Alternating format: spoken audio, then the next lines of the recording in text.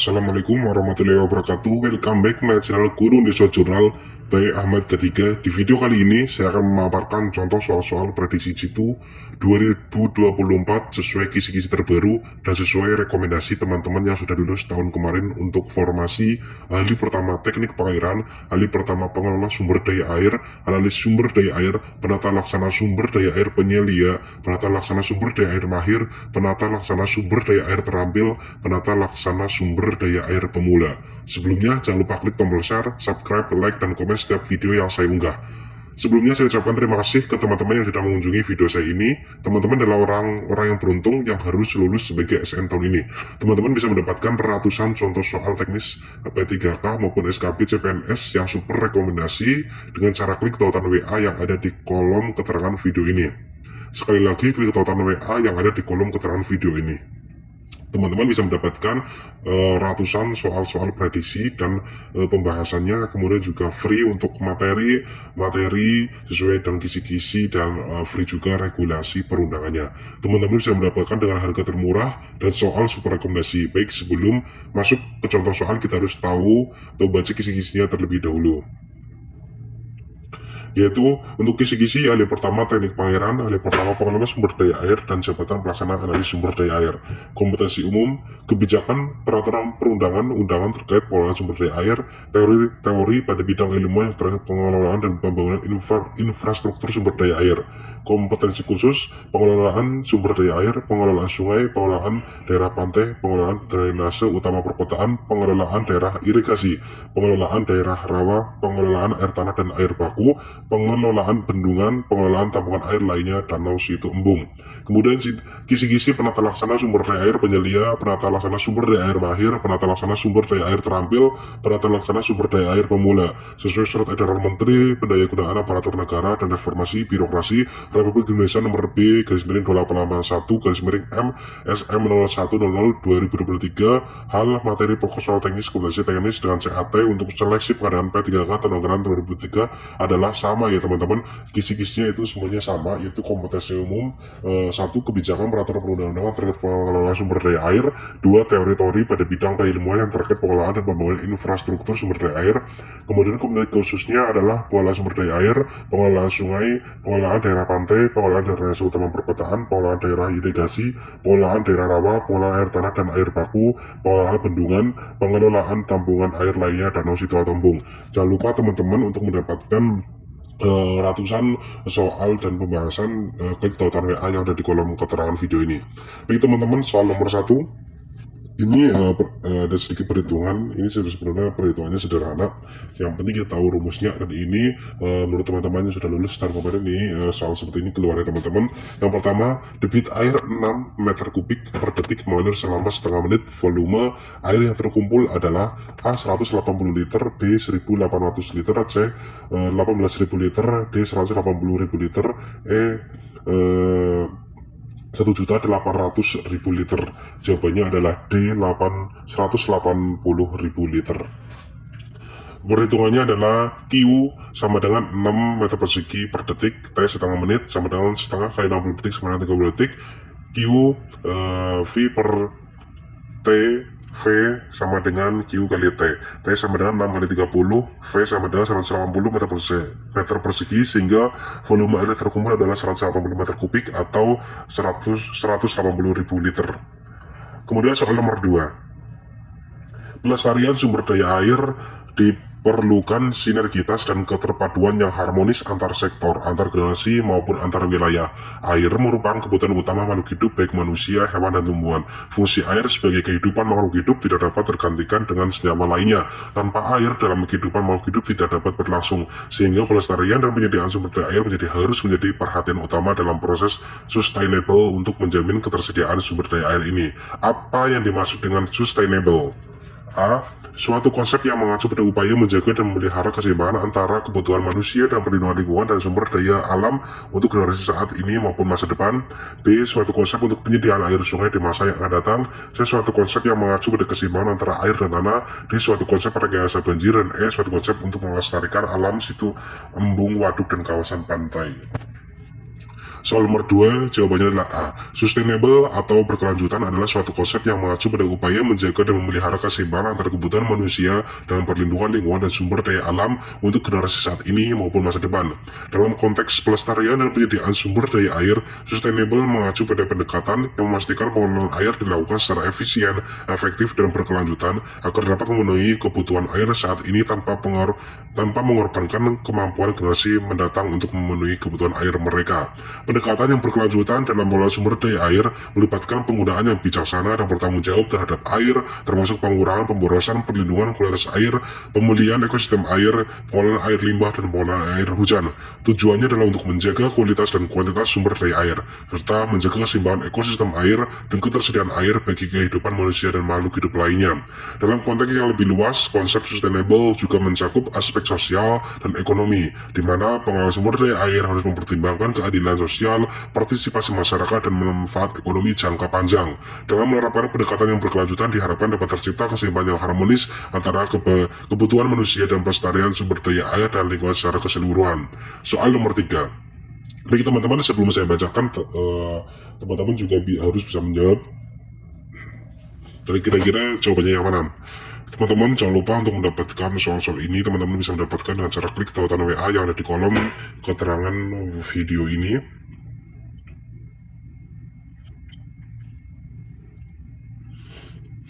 Nanti teman-teman bisa mendapatkan dengan harga termurah dan free materi serta free regulasi perundangan terkait jabatan. Soal nomor 3, kebijakan dalam pemanfaatan sumber daya air dituangkan dalam berdasarkan Undang-Undang Nomor 17 Tahun 2019 tentang sumber daya air. Dijelaskan pasal 3 sebagai berikut, kecuali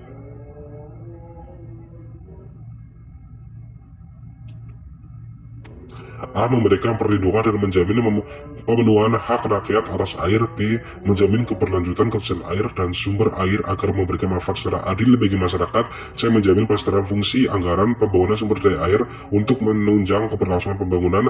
D. Menjamin terciptanya kepastian hukum bagi terlaksananya partisipasi masyarakat dalam pengawasan terhadap pemanfaatan sumber daya air, mulai dari pelaksanaan dan evaluasi pemanfaatan.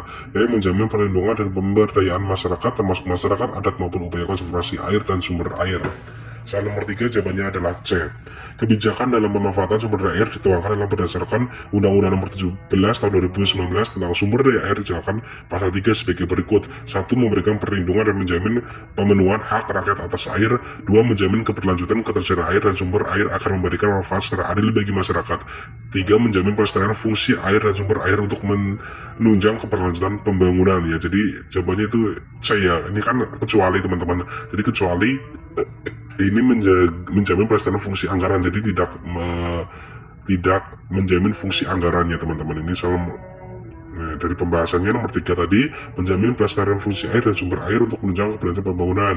4. Menjamin terciptanya kepastian hukum bagi terlaksananya partisipasi masyarakat dalam pengawasan terhadap pemanfaatan sumber daya air, mulai dari perencanaan, pelaksanaan, dan evaluasi pemanfaatan. 5. Menjamin perlindungan dan pemberdayaan masyarakat, termasuk masyarakat adat dalam upaya konservasi air dan sumber air. Dan nomor 6. Mengendalikan daya rusak secara menyeluruh yang mencakup upaya pencegahan, penanggulangan, dan pemulihan. Soal nomor 4, teman-teman, kira-kira jawabannya yang mana? Nomor 4. Pengelolaan sumber daya air berdasarkan wilayah sungai paling sedikit memperhatikan tersurat ayat 2 Pasal 22 Undang-Undang PSDA Nomor 17 Tahun 2019 antara lain: A. Daerah aliran sungai secara alamiah. B. Karakteristik fungsi sumber air. C. Daya dukung sumber daya air. D. Kekasan dan aspirasi daerah dan masyarakat sekitar dengan melibatkan para pemangku kepentingan terkait. Dan E. Semua jawaban benar. Kira-kira jawabannya mana, teman-teman?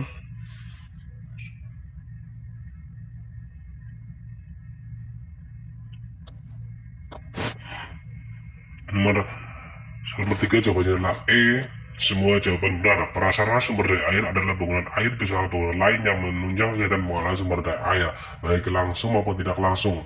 Pemanfaatan sumber daya air harus mendukung perekonomian rakyat secara efektif dan efisien, dengan cara membuat pertimbangan kepentingan antar sektor dan antar wilayah. Pengendalian pencemaran sumber daya air, terutama untuk sumber air tanah, sungai, dan danau. Efisiensi dan efektivitas penggunaan air untuk irigasi harus ditingkatkan dengan cara mengutamakan pemeliharaan, kegiatan operasi, peningkatan kerja, serta rehabilitasi daripada pembangunan irigasi yang baru.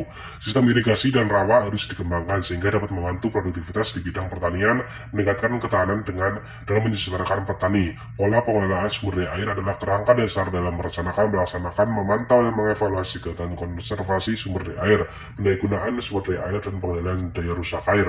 Sumber daya air dikuasai oleh negara dan dipergunakan untuk sebesar-besar kemakmuran rakyat. Pasal 5 Undang-Undang PSDA nomor 17 tahun 2019. Negara menjamin hak rakyat atas air guna memenuhi kebutuhan pokok minimal sehari-hari bagi kehidupan yang sehat dan bersih dengan jumlah yang cukup, kualitas yang baik, aman, terjaga, berlangsungan, dan terjangkau. Pasal 6 Undang-Undang PSDA nomor 17 tahun 2019. Sumber daya air dapat dimiliki dan atau dikuasai oleh perseorangan, kelompok masyarakat, atau badan usaha. Pasal 7 Undang-Undang PSDA nomor 17 tahun 2019. Pengelolaan sumber daya air berdasarkan wilayah sungai paling sedikit memperhatikan tersurat ayat 2 pasal 22 Undang-Undang PSDA nomor 17 tahun 2019 antara lain: 1. Daerah aliran sungai secara alamiah. 2. Karakteristik fungsi sumber air. 3. Daya dukung sumber daya air. 4. Kekasan dan aspirasi daerah dan masyarakat sekitar dalam melibatkan para pemangku kepentingan terkait. 5. Kemampuan pendanaan. 6. Perubahan iklim. 7. Konservasi sumber daya alam hayati dan ekosistemnya. 8. Pengembangan teknologi. Dan 9. Jumlah dan penyebaran penduduk serta proyeksi pertumbuhannya. Soal nomor 5, teman-teman. Debit air adalah 25 cm per detik, sedangkan volume wadah yang diisi air adalah 314 cm kubik. Itulah berapa waktu yang diperlukan untuk mengisi penuh wadah tersebut. Nah, ini juga menurut teman-teman ini soal seperti ini keluar teman-teman untuk soal-soal tahun lalu ya. Ini sebenarnya sederhana juga kalau memang sudah tahu rumus ya. A 10 detik, B 12,5 detik, C 15 detik, D 17,5 detik, E 20 detik. Jawabannya adalah B. Untuk menghitung waktu yang diperlukan, kita perlu membagi volume wadah dengan debit airnya. Q sama dengan V per T, T sama dengan V per Q, T sama dengan 315 dibagi 25, T sama dengan 12,5 detik. Sehingga waktu yang diperlukan untuk mengisi wadah sebesar 315 cm kubik dengan debit air 25 cm kubik per detik adalah 12,5 detik. Soal nomor 6. Dalam perencanaan di bidang sumber daya air, seringkali diperlukan data debit banjir, rencana yang realistis. Banjir rencana dalam periode ulang tertentu dapat dihitung dan data debit banjir atau data hujan. Apalagi apabila data debit banjir tersedia cukup panjang, lebih dari 20 tahun, debit banjir dapat langsung dihitung dengan metode A. Analisis probabilitas, B. Analisis spontanitas, C. Analisis hidrologi, D. Superposisi hidrograf satuan, E. Analisa eliminasi dan substitusi data. Jawabannya adalah A. Metode analisis probabilitas digunakan untuk menghitung debit banjir karena metode ini memungkinkan kita untuk menentukan probabilitas terjadinya suatu peristiwa di masa depan berdasarkan data historis. Dalam hal ini, data historis debit banjir lebih dari 20 tahun digunakan untuk menghitung debit banjir rencana. Analisis probabilitas ini sering digunakan dalam analisis frekuensi debit banjir. Dengan metode ini, debit banjir rencana dihitung menggunakan data harian, maksimum tahunan, yang dianalisis menggunakan analisis frekuensi dan metode probabilitas. Tujuan dari penelitian ini adalah menghitung debit banjir rencana dan tinggi banjir rencana. Dengan demikian, metode analisis probabilitas memberikan alat yang efektif untuk merencanakan penanggulangan bencana banjir dan pengendalian banjir di masa depan berdasarkan data historis. Soal nomor 7, teman-teman. Dalam perencanaan di bidang sumber daya air, seringkali diperlukan data debit banjir rencana yang realistis.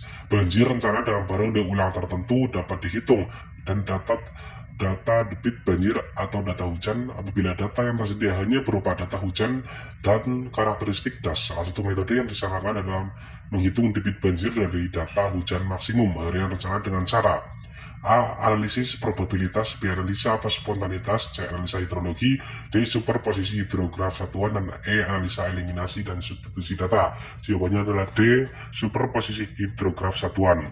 Metode yang disarankan untuk menghitung debit banjir dari data hujan maksimum harian rencana dan hanya menggunakan data hujan dan karakteristik das adalah metode superposisi hidrograf satuan. Metode superposisi hidrograf satuan digunakan untuk mengestimasi debit banjir dan menggabungkan data hujan dengan karakteristik das. Dalam metode ini, hujan maksimum harian direpresentasikan sebagai hidrograf satuan sintetis yang merupakan kurva yang menggambarkan hubungan antara hujan dan debit di sungai. Hidrograf satuan sintetis ini kemudian dikalikan dengan faktor skala yang didasarkan pada karakteristik das untuk menghasilkan debit banjir rencana. Metode ini berguna ketika data debit banjir tidak tersedia, tapi data hujan dan karakteristik das dapat diakses. Dengan menggunakan metode superposisi hidrografi satuan, kita dapat memperoleh perkiraan debit banjir yang realistis untuk perencanaan di bidang sumber daya air. Soal nomor 8. Sebuah sungai mengalirkan air sebanyak 1000 liter setiap 2 detik. Debit aliran sungai tersebut sebesar 3 detik liter per detik. A 500 liter per detik, B 1000 liter per detik, C 0,5 liter per detik, D 2000 liter per detik, dan E 1500 liter per detik. Soal nomor 8 jawabannya adalah A. Debit air memiliki satuan meter per detik, sehingga debit sungai tersebut adalah sebesar Q 1000 liter per 2 detik. Q sama dengan 500 liter per detik. Ini sebenarnya sederhana banget ya. Ini kalau misalnya tidak tahu juga mungkin bisa cuma orang-orang teman-teman, tapi di sini sebenarnya sederhana banget, cuma Q sama dengan 1000 liter dibagi 2 ya, karena detiknya itu sama dengan 2 detik ya, cuma 1000 dibagi 2 aja. Soal nomor 9. Sebuah bejana berisi es tinggi 100 cm. Jika percepatan gravitasi 10 meter per second persegi, maka besar tekanan hidrostatis pada dasar bejana adalah 0,1 pangkat 4 N per M persegi, 1 pangkat 4 N per meter persegi, 10 pangkat 4 N per meter persegi, 100 pangkat 4 N meter persegi, dan 1000 pangkat 4 N per meter persegi. Jawabannya adalah C, 10 pangkat 4 N per meter persegi. Rho air sama dengan 1000, gravitasi sama dengan 10, H sama dengan 100 cm, atau sama dengan 1 meter. Ditanya pH. Jawaban pH sama Rho kali G kali H, Rho GH. pH sama dengan 1000 kali 10 kali 1, ketemunya 10 pangkat 4 N per meter persegi. Soal nomor 10. Apa yang dimaksud dengan kebijakan pengelolaan air berbasis wilayah? A. Penggunaan air secara efisien dan hemat. B. Pengalihan air di satu tempat ke tempat lain. C. Pemanfaatan air untuk keperluan industri. Dan D. Pembersihan dan penyaringan air untuk konsumsi manusia. Dan E. Pendekatan pengelolaan air berdasarkan karakteristik wilayah. Soal nomor 10 jawabannya adalah E. Kebijakan pengelolaan air berbasis wilayah adalah pendekatan dalam pengelolaan sumber daya air yang mempertimbangkan karakteristik dan kondisi geografis suatu wilayah tertentu. Pendekatan ini melibatkan pemahaman yang mendalam tentang sumber daya air yang tersedia, kebutuhan penggunaan air, dan tantangan yang dihadapi oleh wilayah tersebut. Dengan pendekatan berbasis wilayah, kebijakan pengelolaan air dapat disesuaikan dengan kondisi geografis, iklim, tata guna lahan, dan kebutuhan masyarakat di wilayah tersebut. Hal ini memungkinkan adanya strategi pengelolaan air yang lebih efektif dan efisien dalam memenuhi kebutuhan air yang berbeda-beda di setiap wilayah. Misalnya, dalam wilayah memiliki curah hujan tinggi, kebijakan pengelolaan air berbasis wilayah dapat mengutamakan pengumpulan dan penyimpanan air hujan untuk penggunaan domestik dan pertanian. Di wilayah yang memiliki akses terbatas terhadap sumber daya air, kebijakan dapat difokuskan pada penghematan air dan penggunaan teknologi yang lebih efisien. Pendekatan berbasis wilayah juga memungkinkan adanya koordinasi antara berbagai pemangku kepentingan seperti pemerintah, masyarakat, dan sektor industri dalam mengelola sumber daya air secara terintegrasi. Hal ini penting untuk menjaga keseimbangan antara kebutuhan manusia, perlindungan lingkungan, dan keberlanjutan ekonomi di setiap wilayah. Dengan demikian, kebijakan pengelolaan air berbasis wilayah merupakan pendekatan yang holistik dan berkelanjutan dalam mengelola sumber daya air dalam mempertimbangkan kondisi dan kebutuhan unik dari setiap wilayah.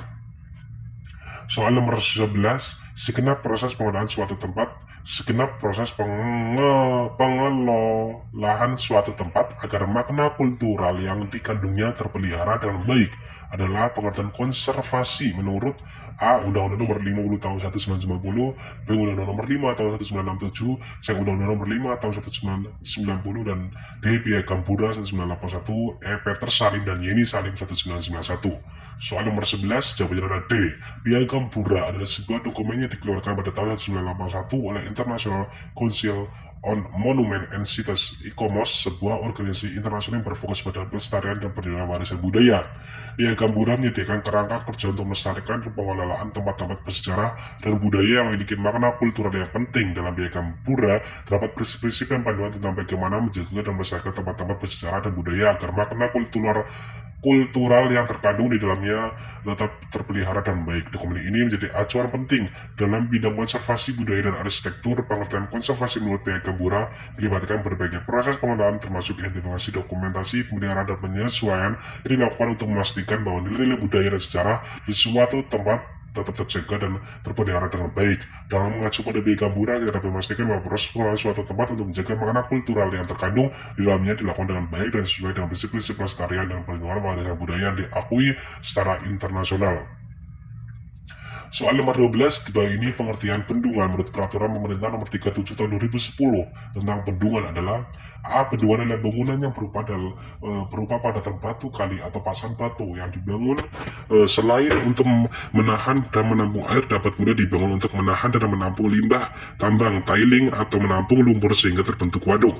B. Bendungan adalah sebuah bangunan yang berupa urukan tanah, urukan batu, beton, dan atau pasang batu yang direncanakan untuk dibangun selain untuk menahan dan menampung air, dapat pula dibangun untuk menahan dan menampung limbah, tambang, tiling, atau menampung lumpur sehingga dibentuk waduk. C. Bendungan adalah bangunan yang berupa urukan tanah, urukan batu, beton, atau pasangan batu yang dibangun selain untuk menahan dan menampung air, dapat pula dibangun untuk mengalirkan limbah, tambang, tiling, atau menampung lumpur sehingga terbentuk waduk. D. Bendungan adalah bangunan yang berupa urukan tanah, urukan batu, beton, dan atau pasang batu yang dibangun selain untuk menahan dan menampung air, dapat pula dibangun untuk menahan dan menampung limbah domestik dan non-domestik atau menampung lumpur sehingga terbentuk waduk. Bendungan adalah bangunan yang berupa urukan tanah, urukan batu, beton, dan atau pasang batu yang dibangun selain untuk menahan dan menampung air, dapat pula dibangun untuk menahan dan menampung limbah, tambang, tiling, atau menampung lumpur sehingga terbentuk waduk. Soal seperti ini biasanya keluar ya teman-teman, ini adalah sebenarnya mengecoh karena ada suatu kata yang sebenarnya itu berbeda. Menurut teman-teman manakah yang berbeda dari A, B, C, D, E? Sebenarnya ini hampir sama semua, tetapi kita harus lebih jeli lagi ya. Jawabannya adalah E. Bendungan adalah bangunan yang berupa urukan tanah, urukan batu, beton, atau pasang batu yang dibangun selain untuk menahan dan menampung air, dapat pula dibangun untuk menahan dan menampung limbah, tambang, tiling, atau menampung lumpur sehingga terbentuk waduk. Peraturan pemerintah nomor 37 tahun 2010 tentang bendungan.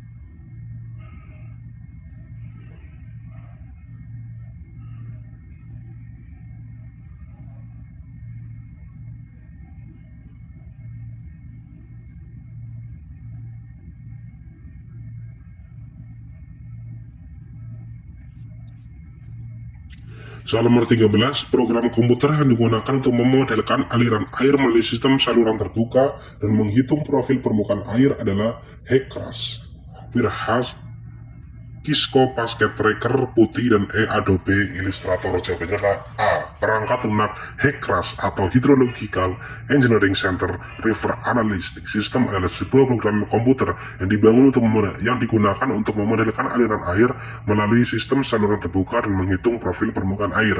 HECRAS banyak digunakan dalam manajemen banjir dan studi asuransi banjir untuk mengevaluasi penyimpangan banjir. Selain itu, HECRAS juga mempermudah dan menganalisis sungai dengan analisis hidrolika.